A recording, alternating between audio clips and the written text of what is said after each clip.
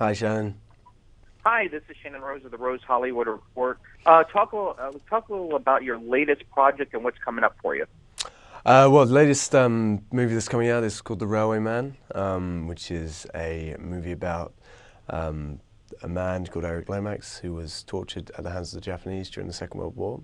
Um, and I share the role of Eric with Colin Firth, and the story flips between my part of the story where he's out in the Far East. During the Second World War, and then later on with Colin's character, how he's suffering from the effects of post-traumatic stress, really before it was something that was widely understood, which I think makes it very relevant to today. I think we still have a lot of young soldiers coming back from foreign wars and suffering from the same problems.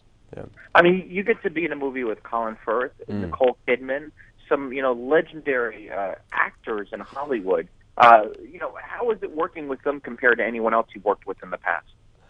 Um, it's strange because obviously, when you first meet these people, you can't help but be kind of slightly overwhelmed. I think, and for me, Colin Firth was always such a hero of mine, and we were doing this movie kind of just after his Oscar win, and was someone I'd always looked up to. And then then you start working with them, and you realise that actually these are people who are just incredibly good at what they do, incredibly dedicated to what they do. All about the work, and you're just working with someone who's, a real professional at their job, and what it means is it actually just makes your job much easier, because you don't have to, when you're on camera with someone like that, you don't have to do anything to pretend that they are the person that you're pretending to talk to, because they are that person in front of you. And with Colin, it was wonderful because I got to share a role and got to share the experience of creating a role, which normally is a very lonely process for an actor. You don't, especially in movies, because there's no rehearsal, and you're given a script and you go off and you create your thing, and then you turn up on the day and you just do it. And to get to share that with someone, it was kind of an acting masterclass that I couldn't really have dreamed of a few years ago. Yeah.